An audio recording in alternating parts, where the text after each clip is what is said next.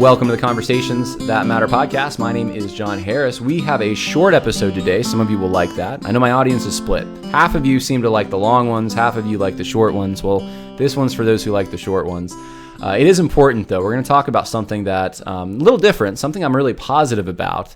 I love studying history, the founding fathers. I am sitting in a location where Thomas Jefferson, George Washington likely walked at some point. But of course, I am separated from them in time.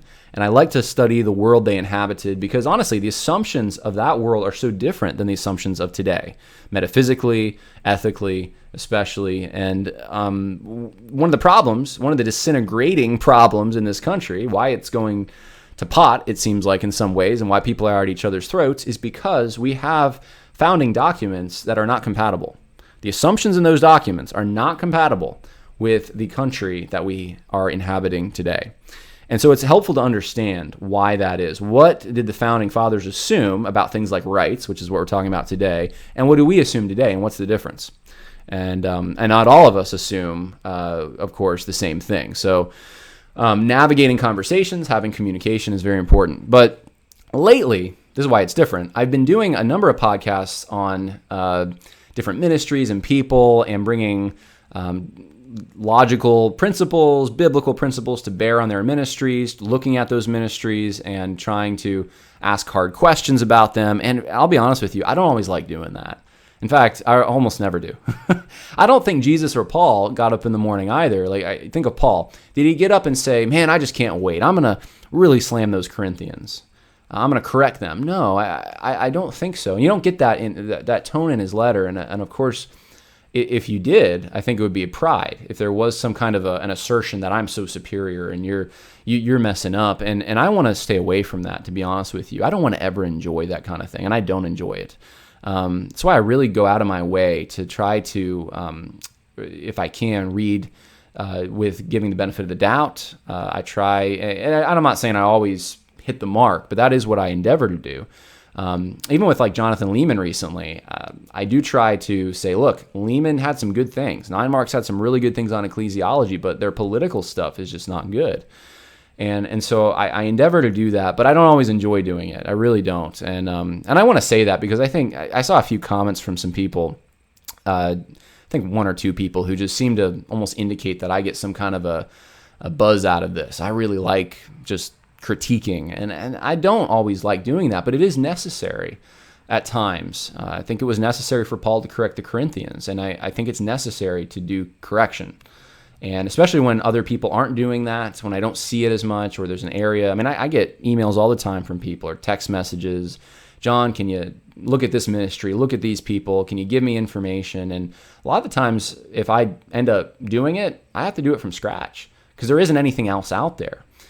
So it is necessary for protecting the flock of God, protecting even our families from false ideas, from things that are erroneous, but you don't know why. I get a lot of messages like that. John, this is bad, but I just can't put my finger on it. And so someone who can put their finger on it better is very helpful to the church. And that's why I'm not perfect, but I do try to do some of those things. I do try to correct. I do try to ask hard questions. But I don't always like it. What I like is what I'm going to do today. And that's why this is a little different. I love to study history. And so we're going to talk about the founding fathers a little bit and their concept of rights. And I'll give you three reasons real quick, three examples of why this is relevant today. Number one, what's going on in California. I hope you're praying for the pastors over there. I don't think anyone got arrested yesterday, but some Calvary Chapel pastors and John MacArthur are, and I'm sure there's others who are deciding to meet despite Governor Newsom and their local municipalities' regulations. And they're saying this is not in the jurisdiction of the government. We have the right to meet. And last night, if you want to see it, you can go to Capstone Report. I kept thinking when I was reading this thread on Twitter that Capstone reported on that I should be angry but not sin. And I want to have that attitude. I don't want to ever slop into the sin category on these things. But I'll be honest, I was angry because this wasn't the kind of mocking that's appropriate, mocking the prophets of Baal, mocking bad ideas. These were Southern Baptists mocking John MacArthur because he would meet for church. He's not forcing people to meet with him. They just don't think it's a wise idea because it's like, I guess it's like snake handling. It's taking these unnecessary risks because of COVID. John MacArthur may disagree with you on the risk of COVID, but he still has the right to meet. According to the dictates of his conscience and the way he's interpreting Scripture, which I think is correct, he's coming to the conclusion God wants him to meet. Isn't that pretty basic to what a church is? The assembly gathered.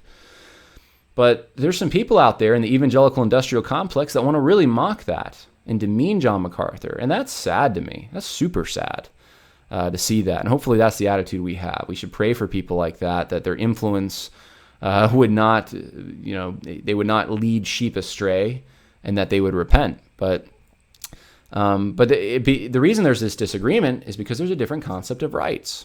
I guarantee you, the people who are mocking MacArthur think that government can do this. I'll give you an example of that. Jonathan Leeman, again, wrote an article saying that the government has the right to regulate churches, church worship, because of COVID. Now, he's justified it by saying because the government has the role, the job, the responsibility, the duty to preserve life, right? And so that's the role of government. Now, did you hear the error in that? It's not what he said, it's what he left out. The government's role is to preserve life by doing what? By protecting civil liberties, by making sure that someone does not infringe on your civil liberties. So we'll take murder as an example of that. The government does have a job to punish murderers. And you can trace this right back to the divine command of the Lord. Does the government have the job of putting cameras in your house, though, and making sure that you don't leave your toaster in the wall and plugged in, because that's a safety violation? I mean, the government can say, yeah, but our job is to preserve life, and that could kill you. We would say that's 1984. That's we're adults. We take calculated risks. That's within our jurisdiction, not yours, government. There's no right that's being violated because I left my toaster plugged in.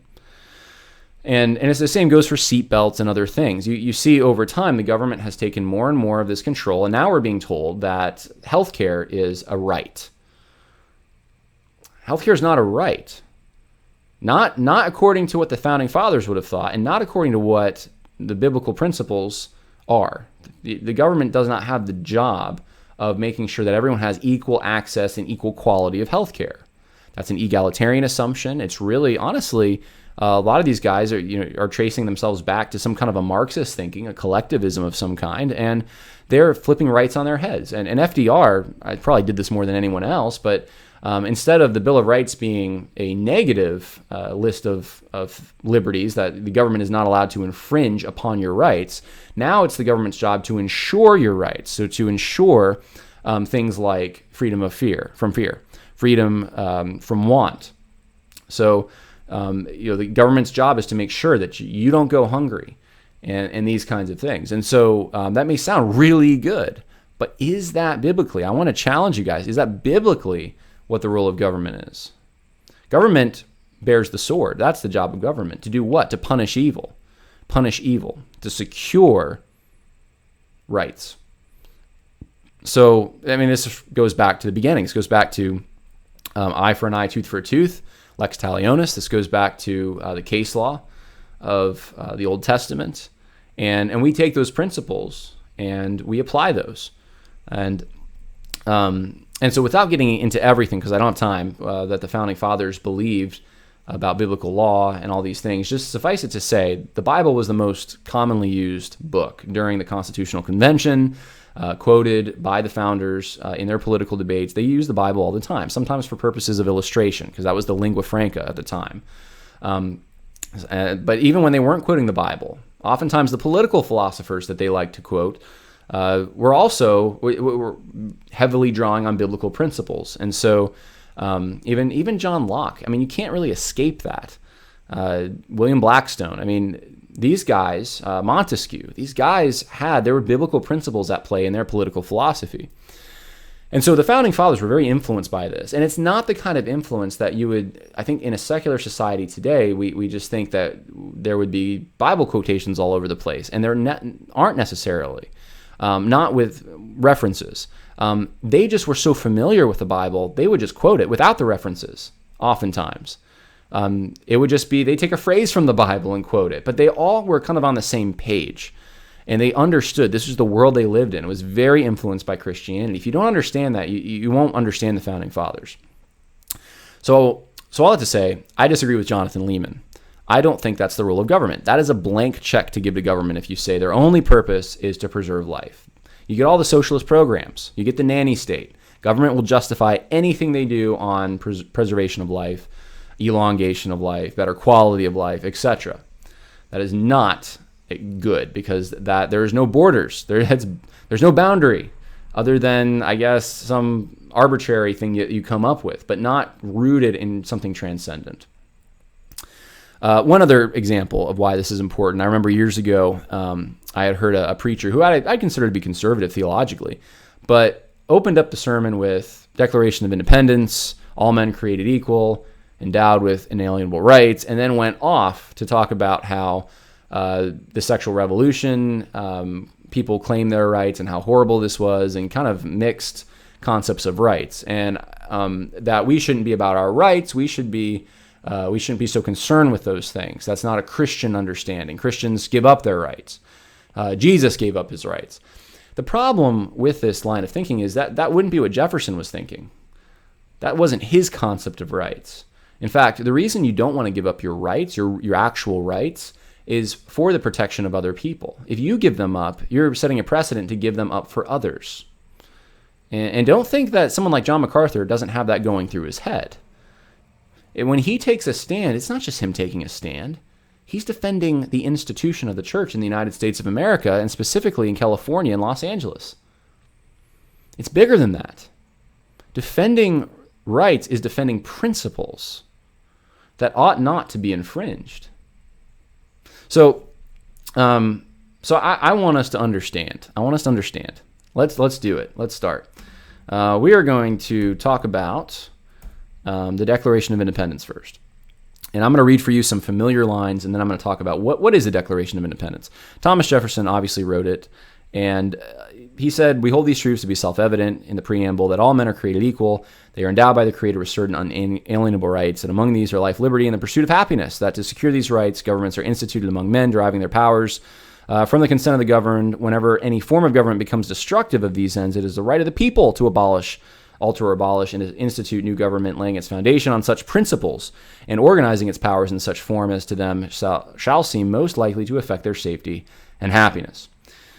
So oftentimes when you hear this quoted, you just hear that first sentence, life, liberty, and the pursuit of happiness, say that's what America's about. And you read into those terms what you think they mean, and I'm going to show you that they probably don't mean what you think they mean. But this is the beginning. Now this is more of a poetic flourish. This isn't the meat of the document. A preamble isn't as important as what comes next. But I will say it is important. I'm not dismissing it. I'm just saying that it's interesting that this is the section that so many remember, that so many go back to, and I'm going to explain why. Here's another part of the Declaration. When a long train of abuses and usurpations pursuing invariably the same object evinces a design to reduce them under absolute despotism, it is their right, it is their duty. I'm going to read that again. It is their right, it is their duty. Rights and responsibilities, rights and duties, they are wedded together. This is what, if you don't understand anything else of what I'm about to say, I want you to see this. It is their right, it is their duty to throw off such government and to provide new guards for their future security. So what is a right? We're going to see this more, but it's a duty. They're the same thing. They're two sides of the same coin. You have the right to pursue the things God has called you to pursue. You have the right to provide for your family, right?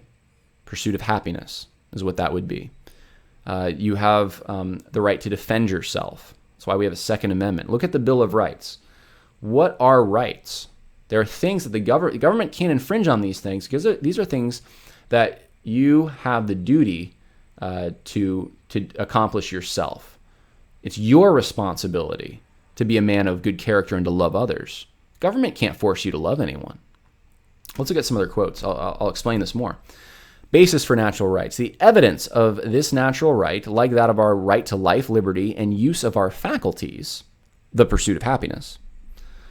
Further explaining what pursuit of happiness means there, is not left to the feeble and sophistical investigations of reason, but is impressed on the sense of every man. We do not claim these under the charter of kings or legislatures, but under the King of Kings. Messianic language used there, King of Kings. That is the basis for our natural rights. And can liberties of a nation be thought secure when we have removed their only firm basis, a conviction in the minds of the people that these liberties are the gift of God? We are answerable for them to God. This is Thomas Jefferson speaking here on both these quotes. And this is why there is an oath of office in the Constitution. It's part of the world they inhabited. We are responsible to God for how we use the resources that he's given us. We have a right to use those resources in such a way that he has called us to use them. And government cannot infringe on those things. But we will stand before him. We will be responsible because he's the one that's ultimately given to us these rights. That's the Founding Fathers' understanding of rights. And when people say that the Constitution itself is godless, bring that up. Why is there an oath of office? Why even take an oath if there's nothing after this? There's no system of rewards and punishments that will make sure that on your honor you have not violated the oath that you're taking. Why did they do it on a Bible? There's a reason. There's a reason. There's a Christian foundation, a Christian understanding. And notice what I'm not saying. I'm not saying that the Constitution is Christian, the Declaration of Independence is Christian. I'm not saying that. That would be inappropriate as a historian to say that. But I can say that they're influenced by Christian ideas because of the world that these men inhabited.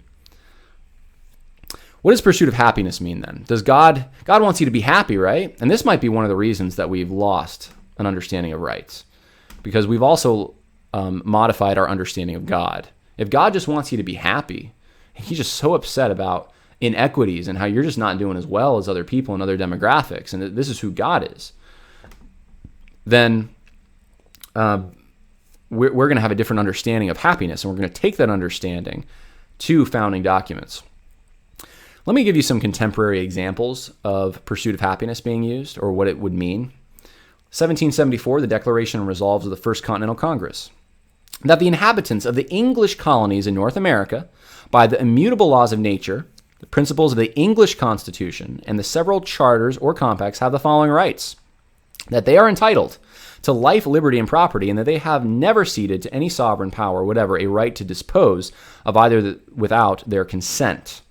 Now, there's two things I want you to notice. Number one is life, liberty, and property, right? That's a parallel with life, liberty, and pursuit of happiness. When you look at pursuit of happiness, you're looking at the property and the ability and means to use that property according to how you want to use it, according to your own choice. That's what pursuit of happiness means. It's not whatever makes you emotionally happy. It's resources, it's land, it's these kinds of things, and being able to organize those things according to the way you want to organize them. Now, here's the second thing I want you to notice, though, is these are rights guaranteed under the what? The American Constitution? No, the English Constitution. These aren't new ideas. And I may talk about this a little later, but it's not like the United States of America was formed in a vacuum. It is an extension of British common law. And we need to understand that, I think. And the reason we need to understand that is because there is an idea out there that that America's all about equality, and you can take America and you can put it anywhere in the world and it'll just work. These people that formed the United States were operating under Christian assumptions, even if they weren't Christians in the sense of having a relationship with Christ. They had a Christian moral framework.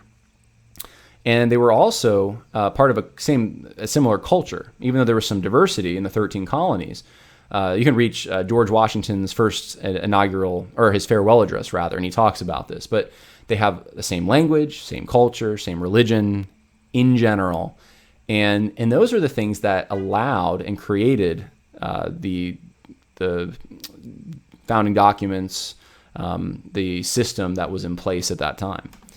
So it's not like you can just export it anywhere necessarily. But anyway, pursuit of happiness. Another passage I want to read is from the Virginia Declaration of Rights, 1776. Contemporary with Thomas Jefferson, who was in Virginia. Jefferson was a Southerner. This is the Virginia Declaration of Rights. It says that religion or the duty which we owe to our Creator and the manner of discharging it can be directed only by reason and conviction, not by force or violence. And therefore all men are equally entitled to the free exercise of religion according to the dictates of conscience, and that it is the mutual duty of all to practice Christian forbearance, love, and charity towards each other. So where do you get happiness then? Where, like, the happiness that we think of it as, even in the sense of things working together right, people getting along. Well, this isn't something that the government can compel. It says it right here. These are things that are directed only by reason and conviction, not by force or violence. So we live in a world now that doesn't understand what the world of the founders understood, which is that self-government is required to maintain happiness, liberty, etc. That people cannot be compelled by force to love each other. Today, we're trying to do that. Today, because people aren't loving each other as much as they ought to, the government's coming in, the government's forcing it. Why are we told to wear a mask? It's love of neighbor. Government's compelling you to love. It's not the government's job, and that's part of the problem. So pursuit of happiness does not mean what we think of today. It's not emotional pleasure. It is pursuing industry, using, in fact, this next quote I'm going to read from Thomas Jefferson, I think explains it even more. He says, our equal right to the use of our own faculties, to the acquisition of our industry, to honor and confidence from fellow citizens. We must, what must we give to secure such rewards? Faithfulness to our benign religion, and what is common to the various forms, honesty, truth, temperance, gratitude, and love of man. So we should have, listen to the equality here, we should have an equal right, not to an equal starting point, not to an equal outcome.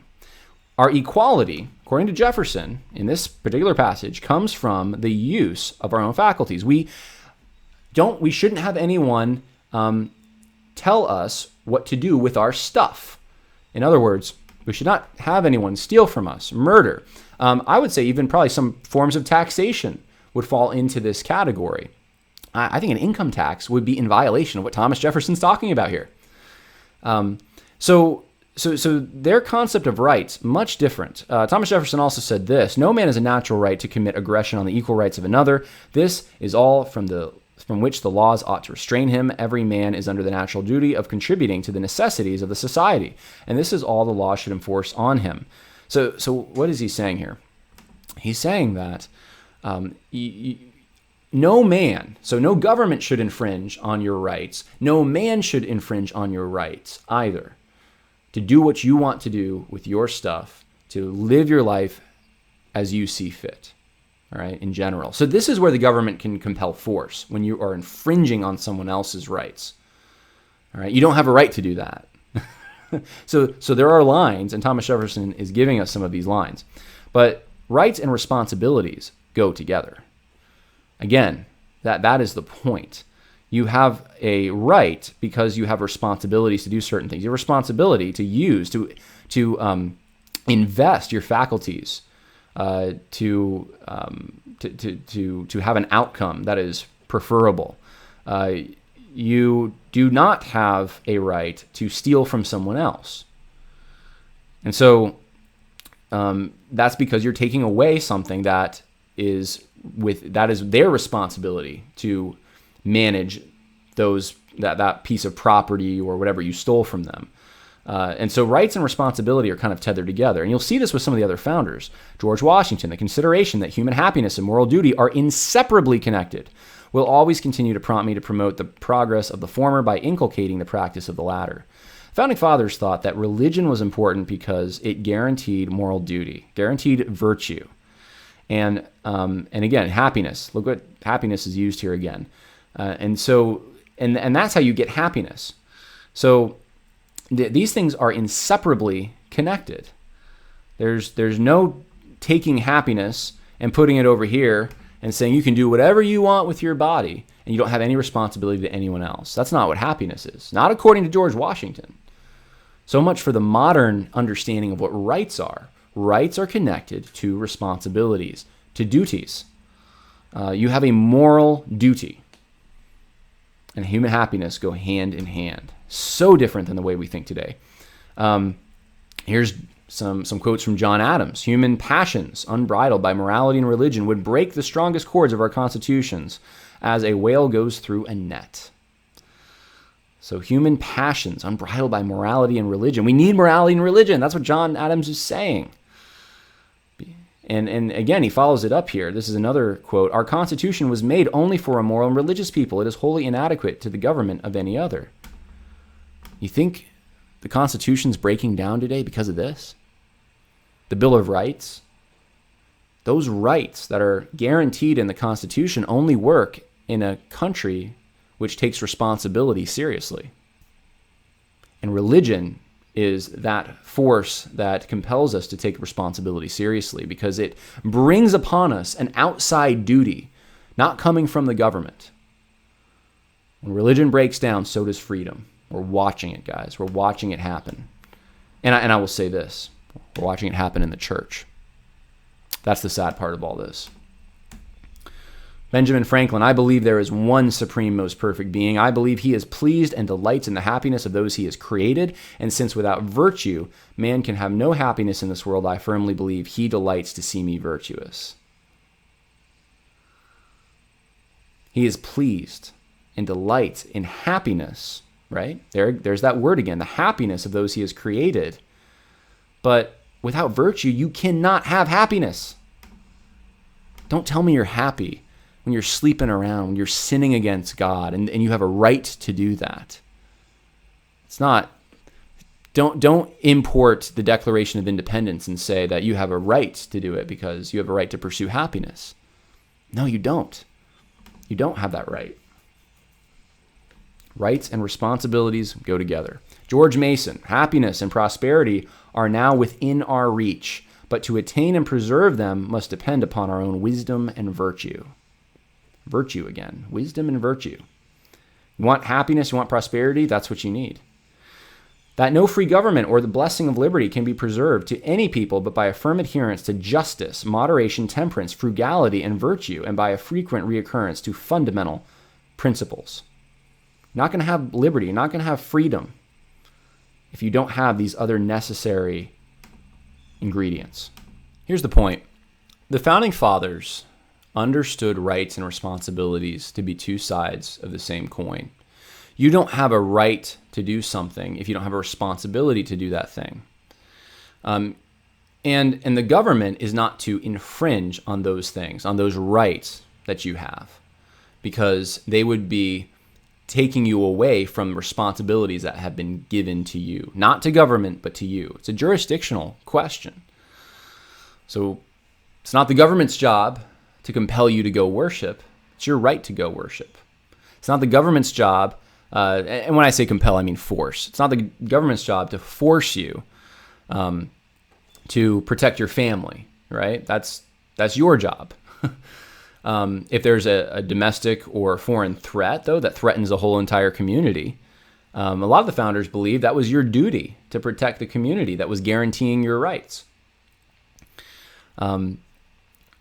There was a website, and I couldn't find it. I wish I could find it, but there was a website I remember seeing years ago that had gone through the Constitution and specifically the Bill of Rights, and it had put Bible verses, a lot of them case laws, by each of them, showing that, okay, here's the biblical kind of parallels. And when I read Scripture, I have this same idea in my mind, that when God implements the nation of Israel and the case laws that were to govern the nation of Israel, it actually is very similar to the assumptions that the Founding Fathers used when they came at these very same questions. Man is evil, man must be restrained because he's evil. He likes to take other people's stuff. He likes to infringe on other people's rights. So there must be some kind of a way to compel man to not do those things, to threaten man, to put some kind of deterrent there. And so there's all kinds of deterrents and very harsh penalties for certain things in the Old Testament case law. In the American system, if you want to call it that, there's a lot of checks and balances to keep men from having too much power, and tyranny breaking out because of that, because men tend to like to accumulate power. You look at the fundamental things that are guaranteed in the Bill of Rights. A lot of these things are things that God has, responsibilities God has given to men and women how can you exercise discernment? How can you exercise worship of God, if you don't have freedom of speech, if you don't have freedom to protect yourself, how are you going to protect your family and provide for them? If you can't, due process is another part of this. You shouldn't be just arbitrarily jailed or punished for something. There is a procedure, civil procedure that you should be going through. And of course, you see these kinds of things in the wisdom that God put in place when he put the regulations on the nation of Israel that he did. But there's a freedom of industry. You are still given private property, and you are still supposed to behave in such a way that you are obeying God, but you're not compelled by force by the government that you have to do a certain thing with your private property. Even the gleaning laws, right? Their system of welfare. Their system of welfare was gleaning laws, and you could sell yourself into slavery, right? That wasn't compelled. It wasn't compelled by God that that the government's going to come in and force you. That was something you were supposed to do, though. And so I think a careful study of the Old Testament case law, the principles in Scripture for government, is going to render something similar to what the Founding Fathers set up. It won't be the same in every context. It won't. But you're going to have a lot of the same assumptions at play. And the main problem, even if you disagree with a lot of what I've said, hopefully you at least see this. The main problem today is responsibilities and rights are two different things. We have a right for the government to make us happy, to provide for us, to do responsibilities that God has actually given to other parties. Government can now regulate worship, tell you whether you can sing or not. Apparently, that's loving your neighbor. But again, founders wouldn't have thought the government can compel anyone to love. The founders would have said that's up to that would be up to the ecclesiastical authorities to make those decisions. It's not the government's role to do that. It's not the government's role to provide for your family. That's your role. And so I really do think that's one of the reasons things are breaking down so much right now, is we have a fundamental misunderstanding. And it's sad to me when I see Christians not understanding these things so fundamentally, buying into big government, modern state assumptions, when that's not the heritage that's been bequeathed to them. That is not the understanding that this country was set up under.